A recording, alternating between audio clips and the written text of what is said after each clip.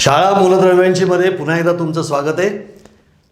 बघा, आपण आत्तापर्यंत अभ्यास केला डोबेरायनरच्या त्रिकांचा, त्यानंतर अभ्यास केला न्यूलँड्सच्या अष्टकांचा, त्यानंतर आपण अभ्यास केला मेंडेलीव्हच्या आवर्त सारणीचा, आणि आता आपण चौथा जो अभ्यास पाठ त्यातला जो करतो आहे, मी मुद्दाम 4 भागामध्ये का केलं, कारण आपल्याला त्याच्यानंतर त्याचं एक संकल्पना चित्र तयार करायचं आहे. आता त्यातला जो पुढचा भाग आहे तो म्हणजे आधुनिक आवर्त सारणी.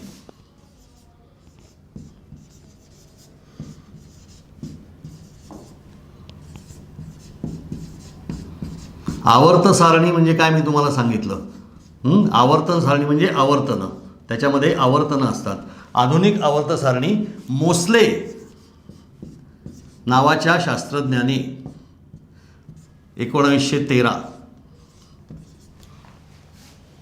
मोस्ले नावाच्या शास्त्रज्ञाने 1913 मध्ये ही आवर्त सारणीची म्हणजे मेंडेलीव्हची जी आवर्त सारणी होती तीच, पण थोडी आणखी वेगळ्या पद्धतीने सुधारणा करून यांनी आधुनिक आवर्त सारणी मांडली.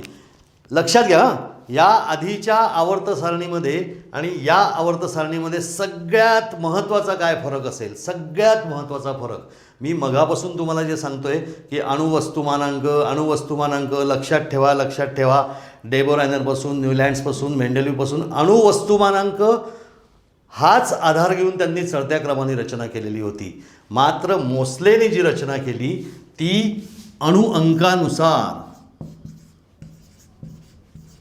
आणि बाकीच्यांमध्ये आणि मोस्लेमध्ये काय फरक आहे तर मोस्लेने जी रचना केली ती अणुअंकानुसार केली, आणि त्या वेळेस मोस्लेने असं स्वतःचं मत मांडलं किंवा असा शोध लावला की मूलद्रव्यांचे मूलभूत गुणधर्म, मूलभूत म्हणजे त्या मूलद्रव्याच्या अंगी असलेले गुणधर्म, मूलद्रव्यांचे मूलभूत गुणधर्म हे अणुवस्तुमानावर नव्हे तर अणुअंकावर अवलंबून असतात. म्हणजे त्याचं इलेक्ट्रॉनचं जे संरूपण असतं त्याच्यावर अवलंबून असतात. म्हणजे न्यूट्रॉन प्रोटॉनच्या बाजूला जे इलेक्ट्रॉन्स फिरतात त्याच्यावरनं आपण जे अणुअंक ठरवतो त्या अणुअंकावर अवलंबून असतं, अणुवस्तुमानावर अवलंबून नसतं. हे लक्षात घ्या. मोस्लेनी सगळ्यात पहिल्यांदा हे सांगितलं की अणुअंकानुसार त्यांनी चढत्या क्रमाने रचना केली. तसं मेंडेलीव्हच्या आवर्त सारणीमध्ये आणि मोस्लेच्या आवर्त सारणीमध्ये फारसा फरक नाही आहे, परंतु हे लक्षात घेतलं पाहिजे की अणुअंकानुसार म्हणजे त्याच्या इलेक्ट्रॉनच्या संरूपणानुसार मोस्लेनी आवर्त सारणीची रचना केली चढत्या क्रमाने. हा एक महत्त्वाचा भाग आहे. आणि दुसरं त्यांनी काय केलं माहिती का, या आवर्त सारणीची रचना 4 खंडात केली. मी आता हे थोडंसं पुसतो आणि 4 खंडामध्ये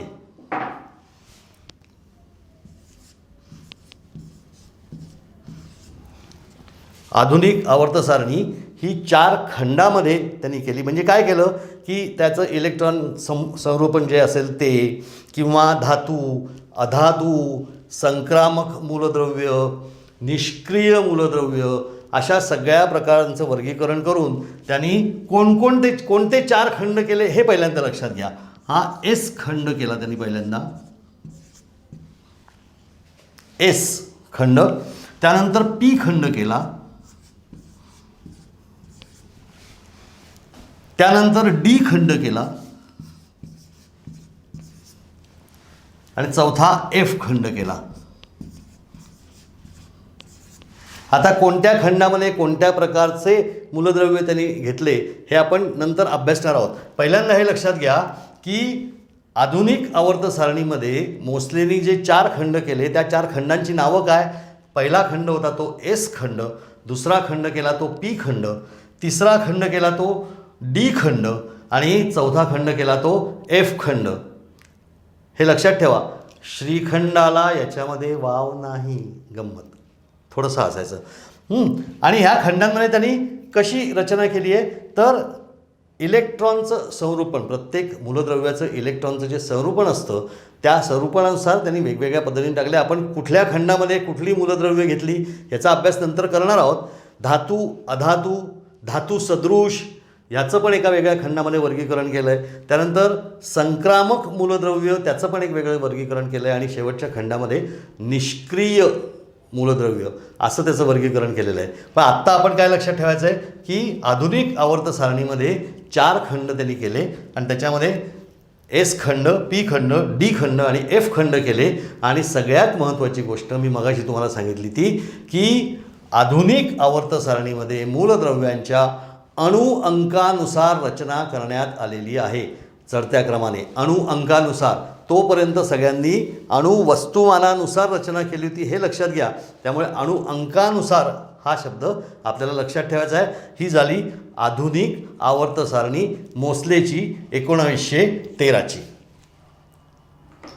आता याच्यानंतर आपण एक संकल्पना चित्र बघणार आहोत आणि ते मी तुम्हाला फळ्यावर काढून दाखवणार आहे. हे लक्षात ठेवा म्हणजे तुम्हाला परीक्षेमध्ये उत्तर देताना या संकल्पना चित्राचा उपयोग होईल. शाळा मूलद्रव्यांची मध्ये आता हा आपण शेवटचा भाग म्हणजे आपल्या या धड्याचा अर्थ समजून घेण्याचा शेवटचा भाग. त्यानंतर मग या धड्यावरती येणारे प्रश्न, प्रश्नांची उत्तरं वगैरे हे सगळं आपण पुढे पाहणार आहोत. पण हा धडा समजून घेण्याकरता विज्ञानातला पहिला धडा समजून घेण्याकरता जे आपण आत्ता अभ्यास केला त्यातला आता हा शेवटचा भाग. आणि याच्यामध्ये आपण एक संकल्पना चित्र किंवा त्याला मेमरी मॅप पण म्हणता येईल आपल्याला की असा एक आपण तयार करणार आहोत की आपल्या पूर्ण लक्षात राहावं. तर काय आहे या धड्यामध्ये काय लिहिलेलं आहे? मूलद्रव्यांचे वर्गीकरण. आपण या धड्यामध्ये कशाचा अभ्यास करतोय? मूलद्रव्यांच्या वर्गीकरणाचा अभ्यास करतोय. एवढं लक्षात घ्या. या धड्याचा अभ्यास कशाचा करतोय? मूलद्रव्यांचं वर्गीकरण कोणी कोणी कसं कसं केलं.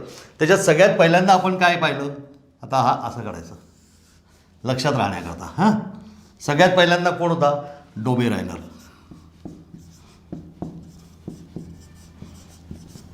डोबे रायनरनी काय दिली? त्रिके. आता मी तुम्हाला पुन्हा ते सांगणार नाही कारण आपल्याकडे व्हिडिओ आहे. ती त्रिकं बघण्याकरता किंवा त्याचा अभ्यास करण्याकरता तुम्ही पुन्हा व्हिडिओ बघू शकता. त्यामुळे डोबे रायनरनी काय दिली आपल्याला?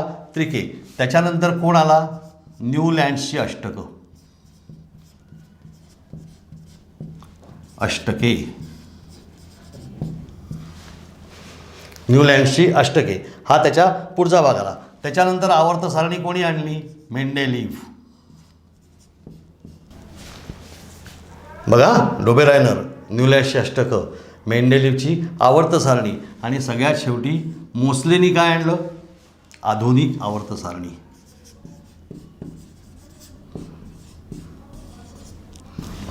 मोस्लेनी काय दिलं? आधुनिक आवर्त सारणी. आता याच्यामध्ये आणखी थोडं लक्षात ठेवण्याकरता काय माहिती का? यांनी पण अणुवस्तुमानाचा विचार केला. न्यूलँड्समध्ये पण अणुवस्तुमानाचा विचार केला. मेंडेलीव्हनी पण अणुवस्तुमानाचा विचार केला. आधुनिक आवर्त सारणीमध्ये मात्र अणु अंकाचा विचार केला. या प्रत्येकाने चढत्या क्रमाने